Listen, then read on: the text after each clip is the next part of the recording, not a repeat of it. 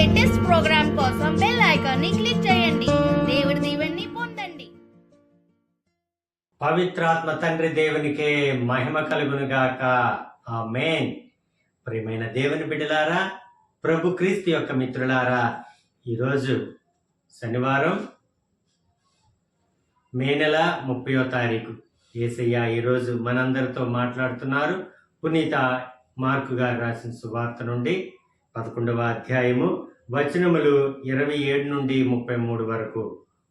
క్రీస్తు అధికారము. అటు తర్వాత వారు యెరూషలేమునకు తిరిగి వచ్చిరి. యేసు దేవాలయంలో తిరుగుచుండ ప్రధానార్చకులు, ధర్మశాస్త్ర బోధకులు, పెద్దలు ఆయన యొద్దకు వచ్చి, ఏ అధికారంతో నీవు ఈ కార్యములు చేయుచున్నావు? వీటిని చేయుటకు ఈ అధికారము ఇచ్చినది ఎవరు అని ఆయనను ప్రశ్నించిరి. అందుకు యేసు, నేను కూడా మేము ఒక మాట అడిగేదను, దానికి సమాధానం ఇచ్చిన ఎడల నేను ఏ అధికారంతో ఈ పనులు చేయుచున్నానో మీకు తెలిపెదను. యోహాను బాప్తిజం ఎచ్చటి నుండి వచ్చినది? పరలోకము నుండియా లేక మానవుని నుండియా? నాకు సమాధానం నిండు అనెను. అంతవారు తమలో తాము ఇట్లు తర్కించుకొనిరి, పరలోకము నుండి అని మనము చెప్పిన ఎడల ఆయన అట్లయినా మీరెందుకు ఆయనను నమ్మలేదు అని అడుగును. లేదా మానవుల నుండి అని చెప్పితిమా? ప్రజలందరూ యోహానును నిజమైన ప్రవక్తగా భావించుచున్నారు. వారి వలన మనకు ఏమి ముప్పు కలుగునో అని భయపడిరి. మాకు తెలియదు అని ఆయనతో చెప్పిరి. అప్పుడు ఆయన వారితో, నేను ఏ అధికారంతో ఈ పనులు చేయుచున్నానో నేనును చెప్పను అనెను. ఇది ప్రభు అయిన క్రీస్తుని యొక్క వాక్కు. క్రీస్తు ప్రభువా మీకు స్తుతి మహిమ కలుగును గాక. ఆమేన్. తండ్రి వందనం, యేసయ్య వందనం, పరిశుద్ధాత్మదేవ వందనం. Praise the lord. హల్లెలూయా. ప్రియ దేవుని బిడ్డలారా, ప్రభు క్రీస్తు యొక్క మిత్రులారా, తండ్రి దేవుడు ఈరోజు మనకు చేసిన గొప్ప కార్యాలుగా మొట్టమొదటిగా మనం ఈరోజు స్తుతి స్తోత్రాలు చెల్లిస్తున్నాం. తండ్రి దేవుడు, యేసయ్య పరిశుద్ధాత్మ దేవుడు, గొప్ప దేవుడు, నిజమైన దేవుడు, జీవముతో ఉన్న తండ్రి. దేవుని పనులు మనం చేస్తే మన పనులు ఆయన చక్కపరుస్తూ ఉంటారు.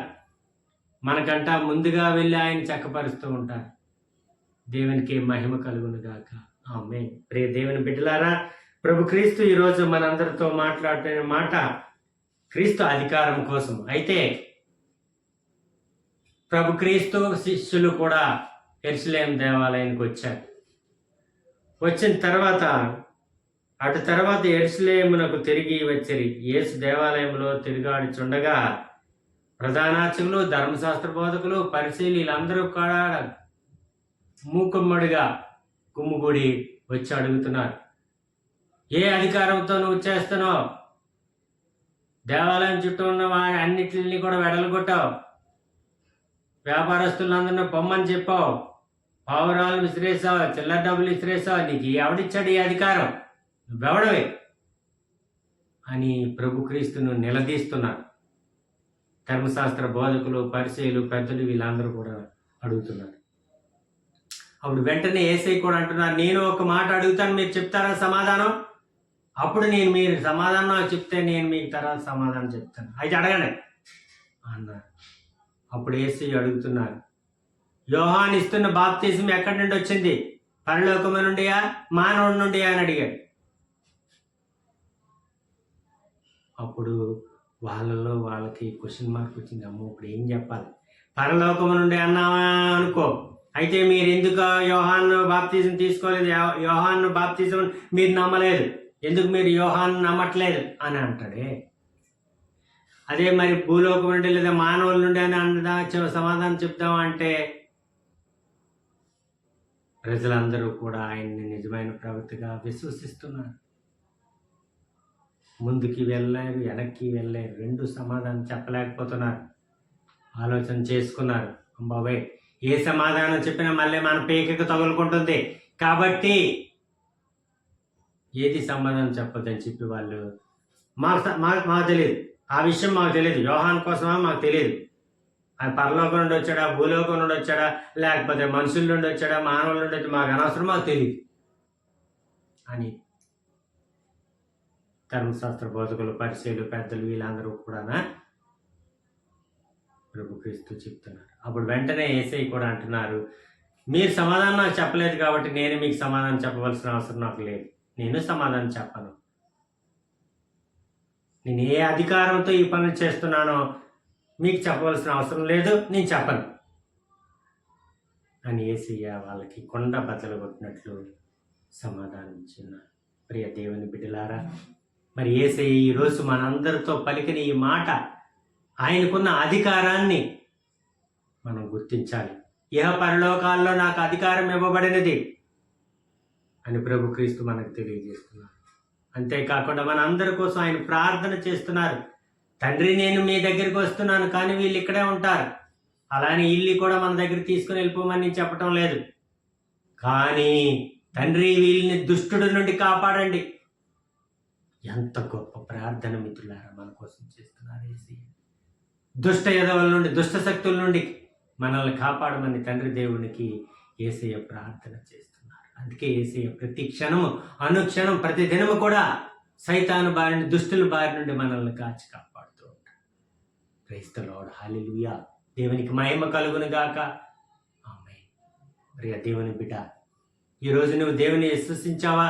ప్రభు క్రీస్తుని నువ్వు నమ్ముకుంటున్నావా? అయితే ఆయన నీ కోసం ఎప్పుడు ప్రార్థన చేస్తూ ఉంటారు, నిన్ను కాపాడుతూ ఉంటారు. ఎందుకంటే ఆయనకు అధికారం ఉంది ఇహ పరలోకాలలో. ఆ విశ్వాసంతో, నమ్మికతో మనము క్రీస్తు చేయి పట్టుకొని నడుచుకుందాం. ఆయన మాట ప్రకారమే జీవించుదాం. తండ్రి, కుమార, పరిశుద్ధాత్మదేవ, ఈ దినం ఈ చిన్న వాక్య పరిచర్యను ప్రతి ఒక్కరిలో కూడా మీ పరిశుద్ధాత్మను నింపండి. మాకు సంపూర్ణమైన ఆరోగ్యాన్ని, స్వస్థతను అనుగ్రహించండి. మా చేయి పట్టి మీ సేవలో నడిపించండి. తండ్రి దేవ, సకల ఆపదల నుండి, దుష్టు నుండి, శత్రువు నుండి ప్రతి క్షణం మమ్మ కాపాడండి దేవ. ఈ దినం మీరు చేసిన మేలులకు గాను వేలాది వందనాలు, కృతజ్ఞతలు, స్తుతులు, స్తోత్రాలు చెల్లిస్తున్నాం రాజా. మా జీవితంలో ఎన్నో గొప్ప కార్యాలు చేస్తున్నారు యేసయ్య. మీకు వందనాలు, స్తోత్రాలు, స్తోత్రాలు. యేసయ్య ఇంకా అద్భుత కార్యాలు చేసి మాకు ధైర్యాన్ని, శక్తిని, ఆరోగ్యాన్ని, ఆనందాన్ని, సంతోషాన్ని, ధైర్యాన్ని, ఆయుష్ని మాకు ప్రసాదించి మీ సేవలో చివరి వరకు మేము జీవించే భాగ్యాన్ని మాకు ప్రసాదించమని ఈ మనవలు మా నాథుడు, మేక కుమారుడైన నజరుడైన యేసు నామములో మమ్మ ఫలింపజేయమని బ్రతిమాలుతున్నాం అబ్బా తండ్రి. ఆమేన్, ఆమేన్, ఆమేన్. ప్రభు క్రీస్తు మిమ్మందరినీ దీవించును గాక. ఆమేన్. God bless you all.